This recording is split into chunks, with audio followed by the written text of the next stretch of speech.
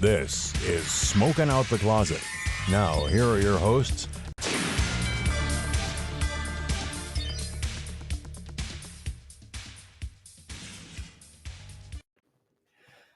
Hi, I'm Rayven. I use she, her pronouns. I'm Asmodeus. I use they, them pronouns. And welcome back to another episode of Smoking Out the Closet. For those of you who are new or just joining us, we are a queer podcast Pun intended. that talks about cannabis, The LGBT community. and everything in between. And beyond. So welcome. Welcome. Let's get this review over with. Yeah. I'm thoroughly disappointed in this. So am I. I'm so sorry. I'm yawning. Anyway, I had high hopes because the company that's growing it as a white label here in PA apparently has been doing really well with concentrates, and I had high hopes for this. And I'm just mad disappointed. So, it was your pick this week, so... And the fact that I've had other strains from them, from this line, then they've been really good, and I thought this was going to be good too, but it wasn't. This is Pink Runtz from Cookies.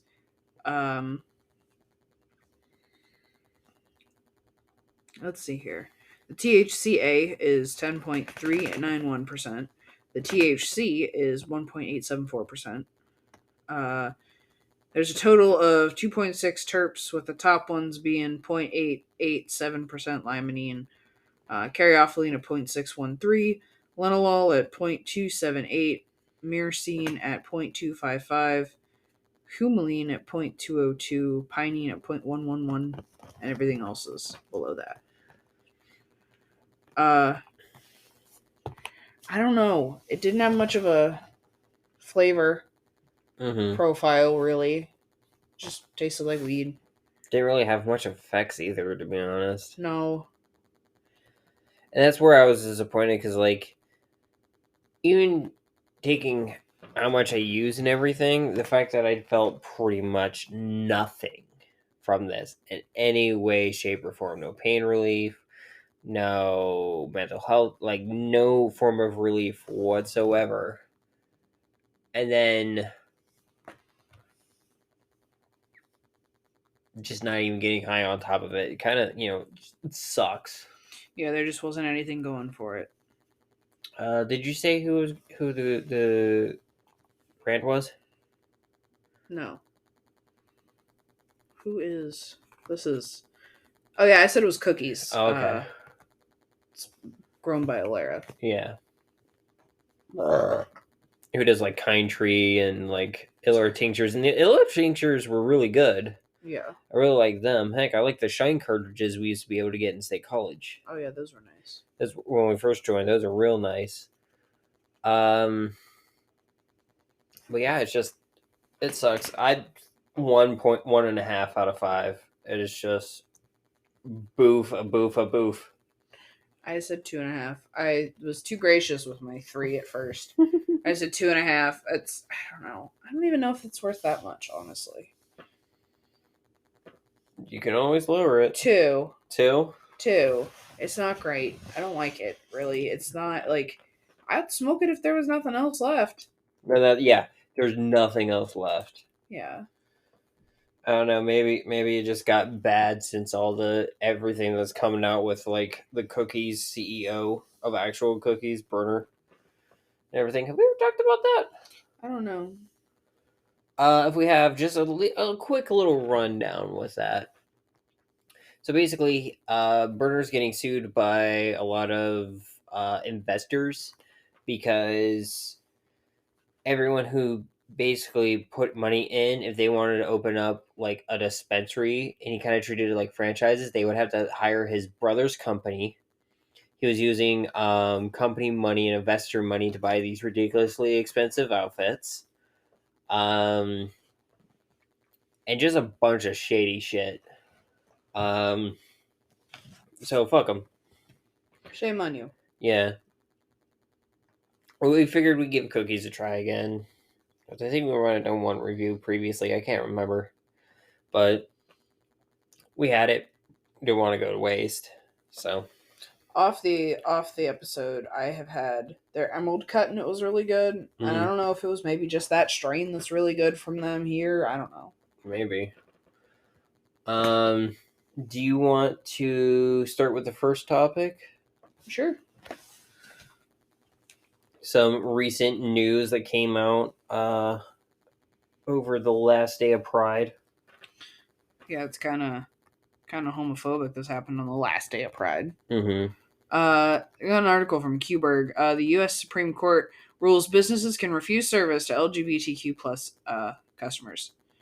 The U.S. Supreme Court today, this article was written on June 30th, issues a ruling granting businesses the authority to refuse service to LGBTQ plus customers. This decision, which has sparked significant controversy, raises concerns about equal rights and discrimination. The court's decision comes as a result of a long-standing legal battle centered around the clash between religious freedom, which is in quotes, and LGBTQ rights. By allowing businesses to deny service based on their religious beliefs, the ruling has ignited debates about ensuring equal treatment for all individuals. This ruling sets a troubling precedent, potentially enabling discrimination against marginalized communities. Activists for the LGBTQ rights expressed deep concern over potential ramifications of this decision, fearing it could pave the way for a rollback of hard-fought protections. Goes on to say that many lawmakers and civil rights organizations are actively working to address this issue and push for legislation that protects the rights and dignity of all individuals, regardless of their sexual orientation or gender identity. Qberg will also continue to exercise its First Amendment rights by calling attention to any business that refuses to service LGBTQ individuals in the Pittsburgh and Western Pennsylvania region. Which, good. Mm-hmm. Do it. They have like a thing on the bottom that says like, here's a number you can reach us at. Yeah, if you believe that you were refused service by a business because you are LGBTQ, send us a text message, which is cool that you can text them at 412-353-9759, and they'll exercise our freedom of speech and freedom of the press, which is super cool. Now, here's the thing with that court case, right? Yeah. First off, it's based on a fucking hypothetical of her not wanting to do it. And then when the first I think one of the earlier circuits basically said, no, you need an actual case, she fabricated one and made the defendant of the case essentially, or the person that like she's against, some guy she did a service for wedding for a page and anything with like his wedding or something. Yeah. 8 years ago, who is a straight guy and didn't know about the whole thing until 2 days after the Supreme Court verdict. What the fuck? Yeah. Never got contacted once. Now, here's the thing. The way it is written in the ruling, it is kind of, going off the ruling based on the boys, like the Boy Scouts of America, that they're basically saying you do not have to provide a service if someone's if it goes against your moral or religious like beliefs and everything. Mm-hmm. I'm butchering the actual phrasing here, obviously, but because of this is the way they're basically saying like, oh, you can go against protected classes, because a lot of people have been throwing around lately that they're not gonna like. They'll have signs that say we're not serving any Trump supporters or all these like MAGA people. And while those are political parties, those aren't protected classes. That was always allowed. The issue is we're getting into protected classes now. Now you can refuse service, and you can literally say we refuse service for evangelical Christians because of this case. If they want to, if people want to spin it in the opposite direction for a protest. Yeah. And it scares me, because the moment they do this, I'm like, all right, what are they going to have to do next? Are they going to do disabilities? Are they going to do races? Are they going to do sex discrimination? And so on and so forth. So I really want this to be challenged, because it's going to open up a bag of worms that I don't think a lot of people realize. They're kind of just seeing, and like, yes, be upset about the immediate kind of thing, but it sets up a lot of precedents for bad stuff down the road. Yeah. That being said, also, it's kind of coming to light that a lot of these people on the Supreme Court that voted against voted in favor for the Colorado-based web designer, that they are getting not just one, but 2 to 3 of them have been found getting extravagant and lavish gifts, including Thomas or Thompson. I can't remember his last name exactly. It's Thomas, maybe Thompson. His kids had full tuition paid for by a special interest groups for a private school. Good grief. And it's very obvious they're not like reading the Constitution unbiasedly. They have a bias with it. Yeah.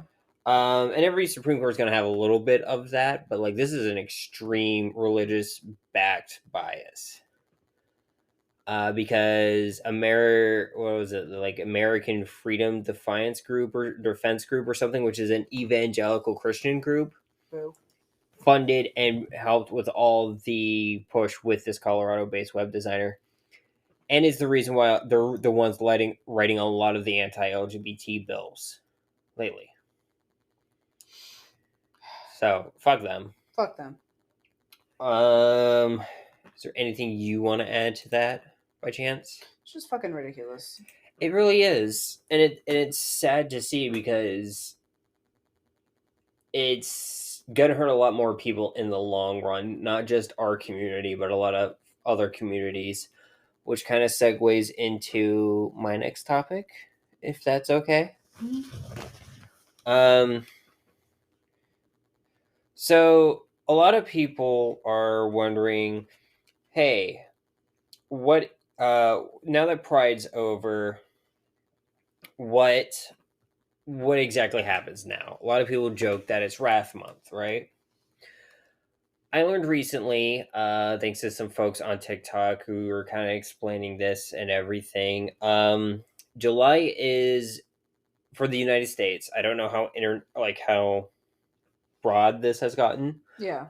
But at least here in the States, July is Disability Pride Month, which commemorates the passing of the landmark Americans with Disabilities Act, or the ADA, back in July 1990, which is surprising to me because I thought ADA was way older. Yeah, same. And that I mean kind of shows how much people have like fought for, because you and me grew up in a world where that existed. Yeah. So let me get here. Disability Pride parades are parades held annually to celebrate the month. Get this, y'all. In Chicago, Los Angeles, New York, San Francisco, San Antonio, Philadelphia, and Pittsburgh, among many other cities. So for those listeners who are listening here in Pittsburgh, and you happen to be part of these events or know where we can actually like see these events, I would love to see it, because both of us have invisible disabilities. And so learning this and now understanding a little more, I kind of do want to get a bit more involved with this kind of stuff, even if it's not with our podcast, just personally, you know what I mean? Yeah. And since 1990, Disability Pride Month has celebrated people with disabilities, their identity and culture, and their contributions to society. It also seeks to change the way people think about and define disability, to end the stigma of disability, and to promote the belief that disability is a natural part of human diversity, in which people living with disabilities can celebrate and take pride. People with disabilities make up 15% of the world's population, and is the largest and most diverse minority in the United States, making up 26% of the population, representing all ages, races, ethnicities, genders, sexual orientation, religious, and social economic backgrounds.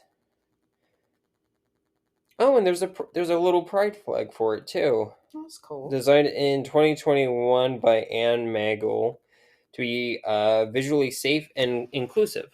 And it's like a black background that's going diagonally. So you have going from like the left/bottom one. It's red, yellow, white. I want to say that's teal or like a robin's egg blue. Yeah. And then like a seafoam green almost. Which I do really like. It's very nice.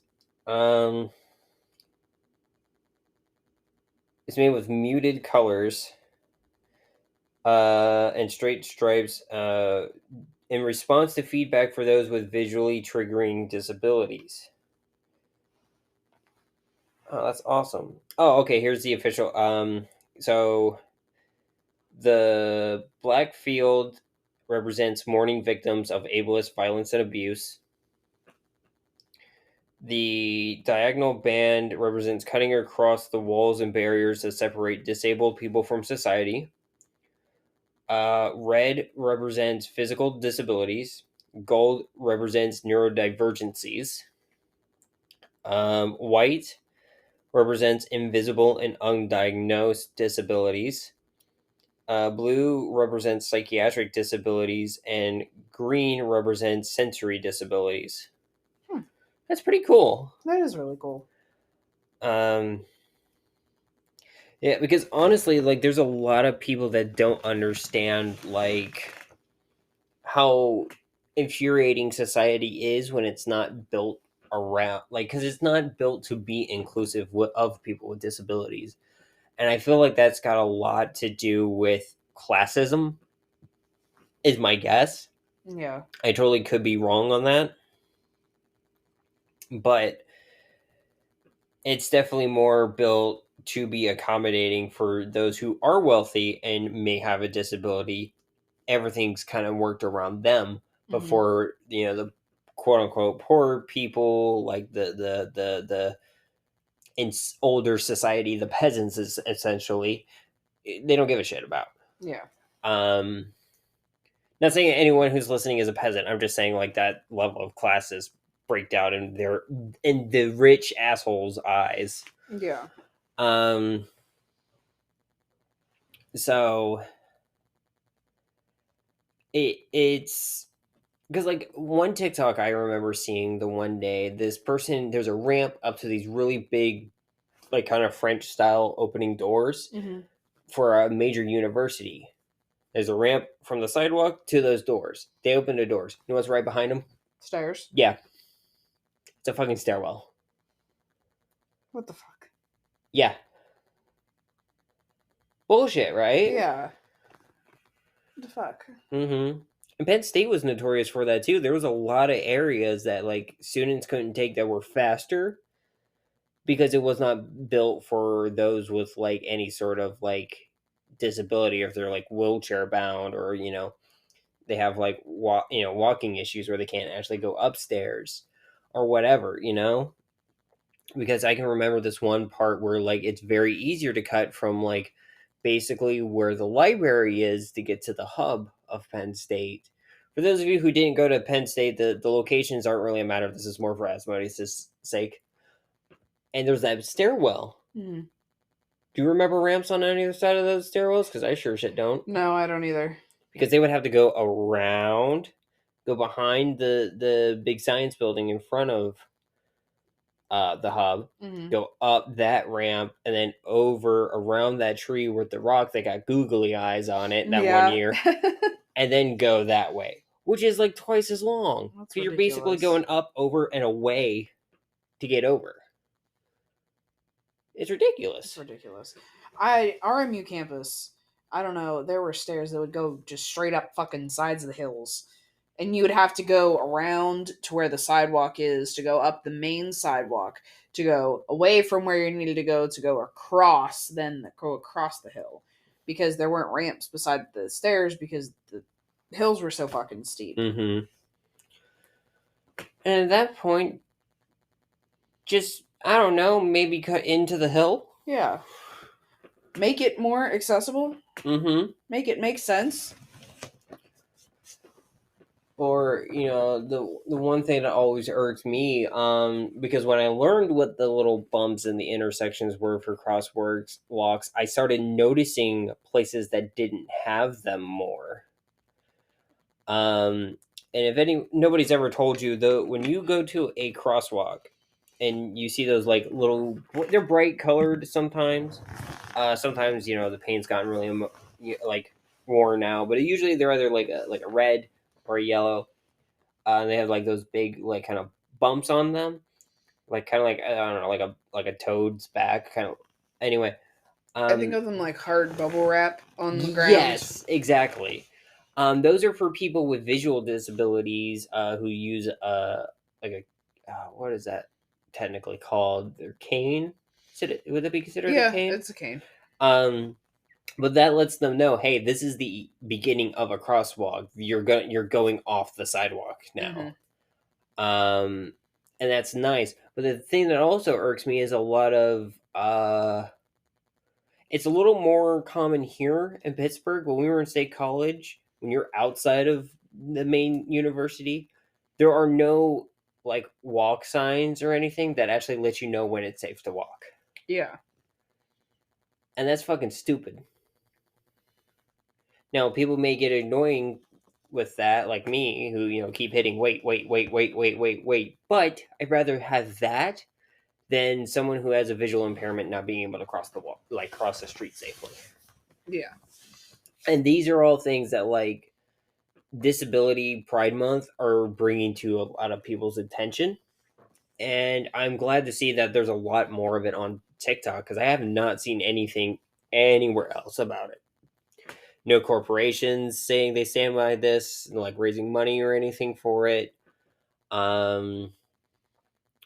It's very hushed, and honestly, it's glad that I'm learning it. I'm learning about it, but I feel bad that and I know it's not my fault, but I just I empathize or sympathize, whichever is technically the correct one here. English is garbage. But like, for those who have been fighting with this and knew that this was a thing and kind of was like, yeah, we've been trying to say stuff for years and nothing's happened. Yeah. It's now what 33 years later kind of starting to get into the limelight a little more. Like, what the heck? It's sad and it's ridiculous and it kind of irks me a little bit, No, it's fair, honestly. Because like the Wikipedia page said that like there's parades in Pittsburgh. Yeah, we've been here what, almost 2-3 years? Yeah. I have not heard a single thing about any disability parade. Me either. Or any shops or anything. Like, oh yeah, like you think UPMC would share information and publicly say stuff or anything about it, but nope. They should though. Yeah, they should. Considering they're the biggest hospital group here in the Pittsburgh area. Yeah. And the biggest employer, we found out. Yeah, them and PNC, two of the biggest employers in Pittsburgh. Speaking of things we learned, I watched Silence of the Lambs, most of it today. Because I was like, oh, now that I know that scene was shot in Pittsburgh, I want to watch it again. Yeah. That's pretty cool. I was geeking out because I was like, that's in my backyard. That's in my backyard right there. Yeah, I don't think we talked to the people. Like, we recorded the episode before we did all that last week. We did a Pittsburgh city tour bus tour thing because my little sister was here. Yeah. And we did some touristy stuff. It was so much fun. I thought we talked about it. No, because we recorded the episode. Oh shoot! Yeah, we had to record the episode before we even went to get her. Yeah. Because we were going to be busy. Yeah. My gosh, it was so much fun. Do you want to talk about that a little bit? Yeah, we got to ride on the double-decker bus until it started storming. But we went to Grandpa Joe's, of course, obviously. You have to go to Grandpa Joe's if you're going to the Strip. We went there first. Which, can I just say real fast, it has a lot more gay and weed stuff this time around. Yeah, I we saw went that. there. Like way more, like we got 2 coasters that are weed related from Grandpa Joe's, but there was way much more weed stuff this time. Yeah. Sorry, but It's okay. continue. Well, but before we went to the bus tour and stuff, we went to Pinball PA again. We got to visit the peoples over there's. Which, can I say, being high and playing or old like arcade cabinets and pinballs are So fucking much awesome. Our tour guide was cool. He was like telling us everything you need to know about Pittsburgh Mm-hmm. and things that I didn't even know about Pittsburgh. Like I told you earlier about Silence of the Lambs, the cell shot in Silence of the Lambs where Hannibal Lecter is held is in the old Pittsburgh jail, like in the basement in the old cells, which is pretty cool. Can I just say, because like we ended up going from Grandpa Joe's to the Point, hitting the Point because Kira wanted to see that. Yeah. And then it started to rain. It did. It started to rain. And so we're sitting under like the bridge overpass, and I feel in my pocket because I'm wearing cargo shorts. I still had my trochees in my pocket, so I popped one of them in my mouth. And I could tell you the exact moment of the tour of when I knew it hit. Because all the really corny jokes that our second guide started saying made me bust a gut the entire time. Imagine it. They're clever and witty, but they're like dad joke level witty. And I'm losing it this entire time. And you're sitting by me, and I'm just in awe and amused, and I'm just like, I'm glad you're enjoying yourself, and I was cracking up because you were laughing. I will say, funniest thing about being at the top with the tour bus thing, yeah, is because of the rain. Some of the leaves and the branches were hanging a little lower, and my little sister got smacked in the face a couple of times by the branches. That was pretty funny. It was great. But yeah, it was a fun time, and I'm glad we got to do that because we never really did super touristy things for Pittsburgh, I feel like. No, we didn't really get to. That was something you wanted to do for a while, and then, she was kind of like the excuse to do it. Yeah, Kira saw it, and she was like, oh my gosh, there's a double-decker bus, let's do it. Mm-hmm. And I was like, all right, let's do it. I will say, if you go to Grandpa Joe's, get some of the really weird sodas. Yeah, their sodas are so good. Like, they get, like, very niche sodas and candy from, like, all over. But, like, you can get, like, old school sodas that only, like, certain states sell anymore. Like down south of Virginia and a couple other states. That is one of the few places for the longest time you can get cherry wine. Yeah, cherry wine. Which I don't like because I don't like artificial cherry, unless it's black cherry. But yeah, outside of Pittsburgh, you can't find that. No, you can find it in grocery stores and gas stations around here, but I think that's just because of how close we are to West Virginia and Maryland. Yeah. Even though those technically aren't the South. Like Central PA, though, you had a hard time finding it. I couldn't even find that in, like, Harrisburg either. Yeah. You fell in love with Knee High grape oh my soda. Gosh. Yes, it's so good. Replace my blood with it, thank you. It's one of the few places I can find Sioux City sarsaparilla. One of my favorite sarsaparillas. Other than Cracker Barrel. Which... Surprise Ally? Yeah. I don't think we talked about that. No. But yeah, they made some like Pride stuff and Pride rocking chairs recently. Nice. Well, as of like last month and everything. But we're hitting that time for our break. We are going to take a small break, kind of maybe re-up a little, get some water, and be back in a minute.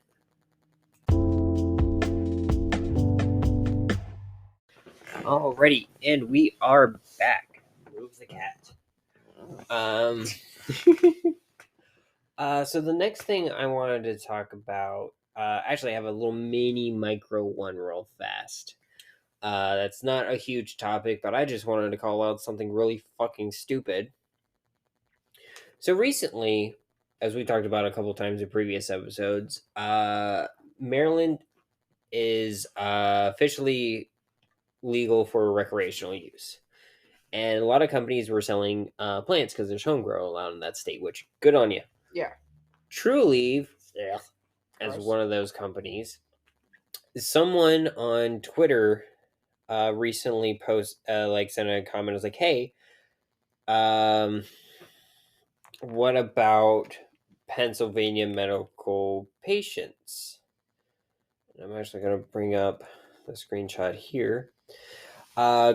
So the quote, "Good afternoon. Can us Pennsylvania medical marijuana patients who usually shop at Trulieve, PA, come down and buy these in Maryland? Are you selling clones in Pennsylvania?" Trulieve, Pennsylvania responded, "Yes, you could purchase with an ID in Maryland as homegrow is allowed in Maryland."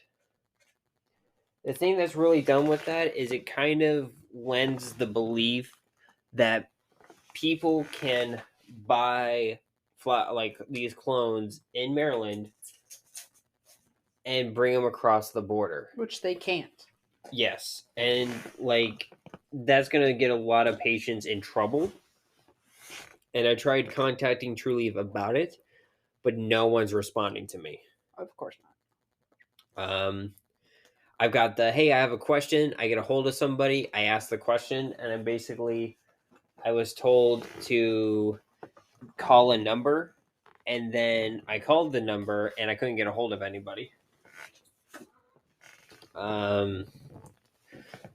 So I'm gonna try again tomorrow, and I'll keep you all updated on that. But speaking of Trulieve, I'm not sure if they're a part of this, but major marijuana or major cannabis companies are launching a super PAC to advance cannabis reform. So I'm kind of using the article titled Major Marijuana Industry Players Launches Super PAC to Advance Cannabis Reform as 2024 Election Heats Up, which was posted 4 days ago at the time of recording by Kyle Yeager from Marijuana Moment. I'm just going to read some bits and pieces on that. So a coalition of cannabis businesses or weed businesses and advocacy groups have launched a new super PAC that will work to, quote, raise the profile of cannabis as a national issue in the 2024 election and beyond, end quote. And for those of you who don't know, super PACs are basically really wealthy lobbyist groups that put a lot of money into campaigns and financial support for candidates that are going to essentially, they scratch their back, they scratch their back. Try saying that 5 times fast. And so a lot of these super PAC groups are they're special interest groups that basically give money, essentially sponsoring a politician in hopes that the politician will legalize or put bills forward or vote certain ways that the super PAC is in support of. Now, some of them aren't bad. There are some that are like environmentalists. Yeah. Some that are for like racial issues. Some for gender issues. So on and so forth. There are good ones, but most super PACs are made by corporate interest groups and the elite. So they can get away with basically supporting or putting support for politicians that are basically going to let them do whatever shady shit they want to do. And so it's really horrible in a lot of times. The official definition is a type of independent political action committee, or that's what PAC stands for, which raises an unlimited unlimited sums of money from corporations, unions, and individuals, but is not permitted to contribute or coordinate directly with parties or candidates. Yeah,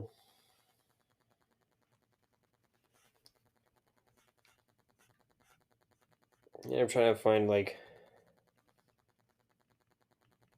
one specific one that like I could kind of talk about a little bit.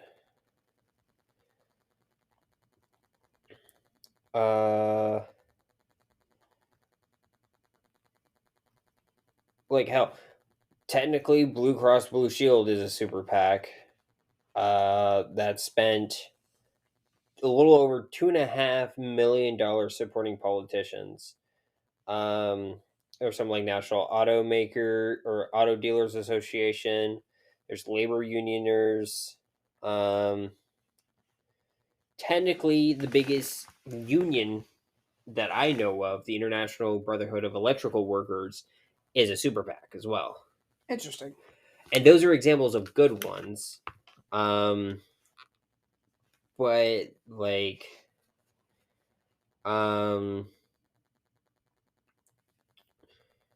National Association of Realtors, National Beer Wholesaler Association, Credit Union National Association.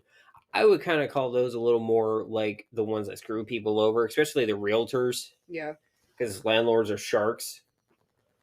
But this new one, the U.S. Cannabis Council, or the USCC, announced Wednesday that it and its member businesses have formed the Legalize America Super PAC, which, unlike traditional PACs, can accept contributions of any size but cannot directly coordinate with political candidate. Quote, and this is where it's starting to get scummy.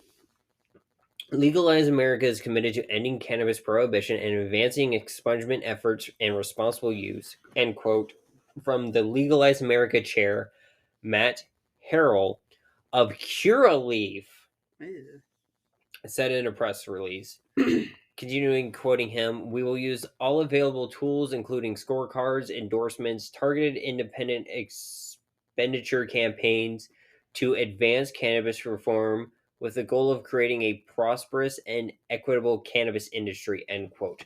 This is why I don't like this, because you have Curaleaf on there.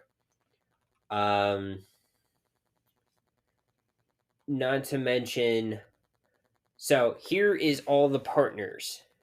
Some of these I don't know, but you have ATAX, Canopy Growth. This is where it starts getting gross. Columbia Care, Curaleaf, Cresco. All three of those don't support homegrow. Mm-hmm. All three of those are putting their best interests first. You have PharmaCann in there, PAX, Kronos Group, Dutchy, which some dispensaries use as their menu system here in Pennsylvania. Mm-hmm. Houseplant, which that name sounds familiar, and I can't put my finger on why. Marijuana Policy Project, Scott's Miracle Grow for some reason, and Vincent, among others. Now, the issue with this, for me, and you can chime in on this as well at any point. Isn't Houseplant what's his fuck's weed? It's somebody's weed. It's the guy that I want to try. His weed that we don't have here. Can't remember what the hell his name is right now. Please tell me it's not Seth Rogen. I think it is. It is Seth Rogen. It's Seth Rogen's weed. It's Seth Rogen's weed. That's why it sounded familiar. Yep. And like they could be seeing like the good in it, and I hope they're using their money to do good. But like the fact that PharmaCann, PAX, Cresco, Curaleaf, and all these like other like the bad ones I said are in it is a little red flaggish for me, because the issue with it is that they don't have the best track record, especially Curaleaf. Yeah. because all the shady shit they've done in recent years, especially with their CEO or now former CEO. But like Columbia Care and all that, they're basically what they have done and shown is they try to centralize in medical only states where they can legally not have competitors other than themselves, and they're basically saying like, no, we'll work with each other a little bit and then have like a little rivalry between themselves, but they strong arm small businesses out of the states. Like Trulieve left California recently because they were not surviving, because they can only survive in medical states. Cureleaf did this too not too long ago, I believe. They can only survive in medical states because basically when these other states go rec and they have more viable competition, they can't survive because they grow fucking mids most of the time. And they, like I said, they strong arm competition out of the state. And we see this a lot with Pennsylvania and a lot of the things they've kind of been pushing. That's why a lot of legalization bills doesn't have homegrow allowed in the state of Pennsylvania.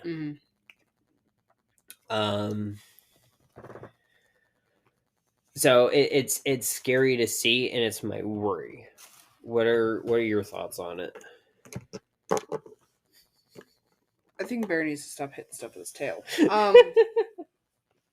Yeah, honestly, that is something I'm afraid of too, is like you have all these big companies, these MSOs like backing this, and they definitely have, what they have in mind. They have their money and their business in mind. And that's not always going to be what's best for like the people. But I don't know. I guess it's going to also have to be like a wait and see, and we'll see how this plays out. True. And like I'm hoping that like the good side of it will kind of be like, yeah, here we'll expose these politicians to what cannabis actually does and everything, and they start to see it and they're like, okay, we need to do this, and then actually listen to people and be like, no, we also need to add homegrow this stuff. Is my hope. I know that's wishful thinking with politicians, especially in this country. I mean, everywhere, but wishful thinking, right? Yeah.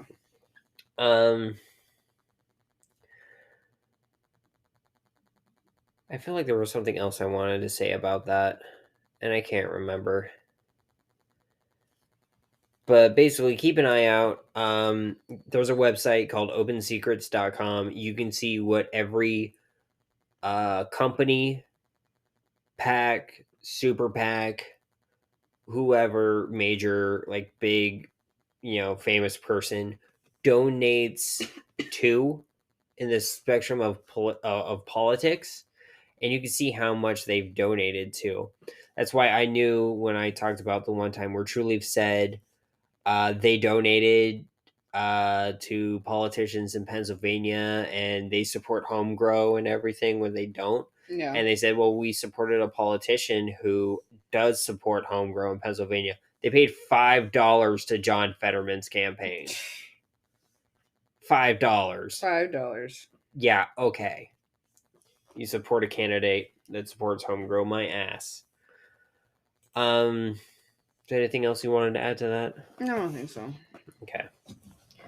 The other thing is Connecticut adults are officially allowed to start growing their own plants for personal use under the new legalization law. Hell yeah. Connecticut adults 21 and older can officially start growing their own cannabis plants on this Saturday coming up. As one of the latest provisions of the state's legalization law takes effect. The Department of Consumer Protection, DCP, published a notice on Tuesday to remind... Wait, this must have been last week. I'm reading an article from Marijuana Moment, also by Kyle, which was published a day ago. Yeah, yesterday. So this Saturday coming up, but published last Tuesday. To remind the public of the policy changes detailing the rules and encouraging people who choose to participate to cultivate cannabis responsibly. Here's what you need to know about the law surrounding home cultivation. It becomes effective under the broader legalization of that Ned Lamont signed in 2021. Any adult 21 and older can cultivate up to 6 plants, only 3 of which can be mature for personal use. Regardless of how many adults live in the shared space, the household plant limit is maxed out at 12. So even if you had 3 different adults living in a house,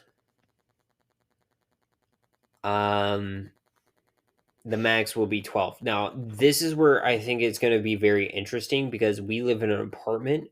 So technically for you and me, if we were following this model here in PA, we would have 12. Our neighbors could have 12. Their neighbors could have 12. There'd be so many. Yeah, because our apartment is considered one shared space. Yeah. Their apartment is considered another shared space. Yeah. It gets a little mullied for like those rent entire houses or or like own a home. Yeah. That's where it gets a little for them. Plants must be grown indoors outside of public view and in a secure location that is inaccessible to underage people and pets. Dude, why can't you grow outdoors? That's stupid. That's dumb. Yeah. I mean, I think they might be afraid of like, well, what if, seeds and whatever drop off and you grow them outside and then they run wild or whatever. I don't know. But also it's Connecticut. It gets real cold up there. Yeah. You're not going to be able to grow it outside. Marijuana that is grown and harvested, regulators are urging adults to store in products that are child-resistant packaging. Okay, whatever. That's really going to help those who use it medically who have arthritis. Yeah. Now, here's my thing with this, right? It's a good step. I don't feel like it's enough, though. Because the way I want it, in my eyes, what I think would be really good is you can kind of grow pretty much up to a certain point, and then you kind of start kind of how like some states you're allowed a small garden, but after a certain like number of acres you're using, I think here in PA it's a full acre or 2 full acres of land that you're using for garden, like for fruit and vegetables and everything. You're technically considered a farm, and you have to do farmer stuff, permits, shit. I don't fucking know. Yeah, I don't fucking know how any of that works either. But yeah, that's my understanding. I could be totally wrong, but like some don't some states do that? I don't really think so. You grew up a farmer. Yeah, I don't know how any of it works though. Okay, that's fair. We didn't take care of a lot of like the land stuff. Yeah, we rented out like the land to farmers, and then we just had chickens. So. Okay, but like after a certain point, like you kind of have to say like, no, I'm officially a farm kind of thing, not like I'm growing a garden. Why not just do that with cannabis? Yeah, like, oh no, I got like, I don't know, a 6-foot piece of garden that's just cannabis. It's just weed. Like, oh no, I got like 20 plants. Oh no. Yeah. But like, and like, here's the thing. I'm from the South, and very stereotypically, there are moonshiners who make their own moonshine in their backyard. There's people who make their own mead and stuff. And, well, you can't technically sell it to people because you're not part of a business. You don't have certain licenses and stuff. You can gift it to people and they can pay you for the supplies you used. Yeah. And that's kind of how a lot of people get around it in the South. There was a joke that I can't technically sell this to you, but you could pay me for the service of putting it in the bottle here for you.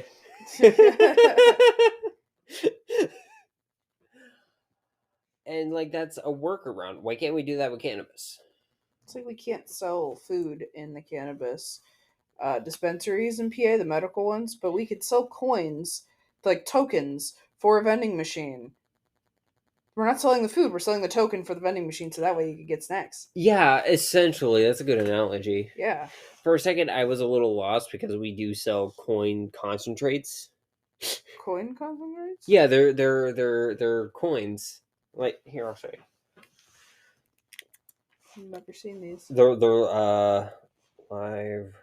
They're live rosin. It's a form of live rosin. No, we were trying to figure out how to get a vending machine at my dispensary a while ago. Interesting. Yeah. Okay, I haven't seen those. But we couldn't have a vending machine because you'd be buying food in the dispensary and you're not allowed to do that. But then I was Yeah. like, but we could have, like how GameStop had Gashapon tokens. Mm-hmm. Just have it, rig it for Gashapon tokens. And just fucking sell the Gashapon tokens for Mhm. $2 a piece and then just go get something out of the vending machine. Yeah, Because you're selling the token, not the food. Exactly. And that's the thing that's really dumb because, like, I've given patients recipes, Mm-hmm. 2 things, and I'm like, I can't sell you this stuff pre-made, easy for you to get. But I can give you all the tools to make it at home. And for some people, that's fine. But for some of these elderly patients that already have a hard time making themselves food, Mm-hmm. it's super hard. Yeah. And can I also just say how there's been a change that a patient brought up to me that it's kind of came out pretty fast, but I didn't register how fast it's come out because it feels like it's just been a thing for a while now.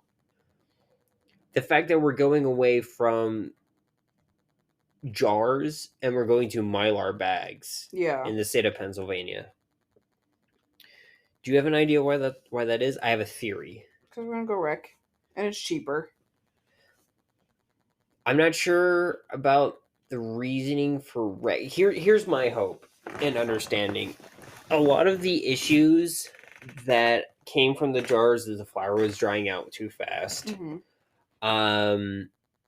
It wasn't staying fluffy. It was kind of becoming like not the best it could be. Because obviously like the hockey puck thing for strain did not work. Mm-hmm. Which could also lead to increased chances of mold. Now, while I do see that we're, the whole we might be going wreck thing, and I do really wish that would be true, I think a big push of it has actually been the medical patients. Because on a lot of Reddit sites, a lot of people coming into the dispensaries, a lot of people actually messaging the grower processors that have dispensaries, saying they can't open the jars because it is too hard for them, especially those with arthritis issues, fibromyalgia, any reason that they can't have a lot of grip strength to open the jars. Yeah, and those Mylar bags, you can just get in there with like your fingernails or and just pull them apart. You have fucking Just pull the scissors. zipper apart. Yeah, just cut it off the top. And You're going to use it all at once. Yeah. And that's the thing a lot of people don't realize, or even, even if they don't, just, a lot of them can use those air sealed, clamp down jars. Yeah. Some people just throw their products in that because they know they're not going anywhere, and they'll just throw the sticker that has to be on the bag on that instead. Mm-hmm. I'm not sure how legal that is. It's kind of a gray area, to be honest. So bear that in mind, who anyone's listening on that. But I've heard patients doing that because it's easier for them. There was a guy on the PA medical marijuana subreddit at one point who literally had 2 adjustable wrenches going in different directions trying to open a jar of RO flour. Listen, earlier today I had to take the fucking box cutter out to get this damn Kind Tree flower open because they have a safety ring that holds the lid on, and it's also a child-proof lid. Mhm. So you got to do that press and twist bullshit, and the safety ring wasn't catching on where the threads were it was supposed to hold it still to bust the seal. So I just had to cut around the seal. I'm like, this is ridiculous. I Mhm. can't get this open. Because it has to be child-proof. Now, here's the thing. Why isn't alcohol child-proof like this? Yeah, you can just have a screw-off top on them. That pink lemonade vodka in the fridge right now just has a screw on top. Heck, my mom makes a joke that, when one of her old roommates at the time left out a wine cooler, and my mom was in the bathroom or something, and little 2-year-old me got into the wine cooler. Of course, I'm safe. I'm fine. Obviously, well, I won't say I'm fine, but like I'm okay. There was no major adverse reactions to anything. Like it was a sip of like something like really weak, like a super weak Mike's Hard Lemonade, Like or a 3%. Yeah, something like that. But like that shit happens, and sometimes it's not something weak like that, you know? Yeah. Sometimes it's not just a sip. Yeah, like like all the freaking that one TikTok or Vine. It was a Vine of that kid stealing his mom's drink real fast. Yeah. She's like, Michael Andrew. But like, why don't we treat alcohol like this? Alcohol can be even worse. Alcohol is worse. Well, I will say there have been more people overall that have died from it that get sick and sent to the hospital. True. I will say there's a lot of things that saying cannabis does have some effect on minors. But also like there's so many factors in it. So like cannabis hyper something syndrome can be a thing. So like if a child has that, I feel like cannabis can be worse for them than alcohol. Of course, everybody's body's different. People react to certain chemicals and everything a little differently. I'm not saying one is 100 all the time worse for a kid than the other. I can't say that, Well, I don't feel right saying that because like there's so many factors. But on the whole, I had to bring that Austin Powers reference there. Alcohol is worse for minors than cannabis. Yeah. Especially those, because there's a lot of minors who use cannabis as medicine. So where do we draw the line there? You know what I mean? Yeah. And it's just ridiculous bullshit. Essentially prohibition kind of just, we're just going to ease into legalization. We're just going to give them a little crumbs, but we're still going to control everything. And while they're going to keep their money, they're going to control everything and not let the plant just be as it is and just let us do what we want. You know what I mean? Yeah, it's just a freaking plant. Because if I want 20 heirloom tomatoes and 20 cannabis plants in my little house, in my yard, I should have that freaking many plants. Yeah. It's a lot of heirloom tomatoes. I know, it's an exaggeration. Now, 20 jalapeno plants, absolutely. Ooh. Yes. Yeah. Yes. I love growing peppers. Same. Is there anything you want to add to this before we sign off for the day? I don't think so. Okay. Just to remind people, we have a couple days left on our fundraiser for Proud Haven, Pittsburgh homeless shelter who help minors and LGBTQIA plus people who are facing homelessness and housing insecurities. We'd be really appreciative if you guys could donate to them. They're a really good organization. Even if our fundraiser is over because PayPal only lets us do it for 30 days. If you're listening to this in the future, please donate to them. They're an amazing organization. I'll put links to everything in the show notes.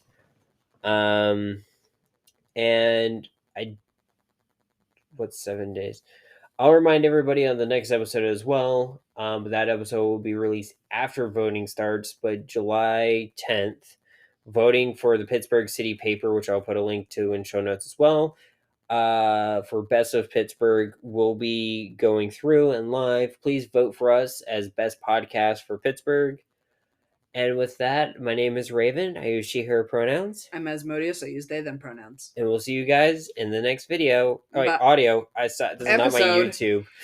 Bye. Bye.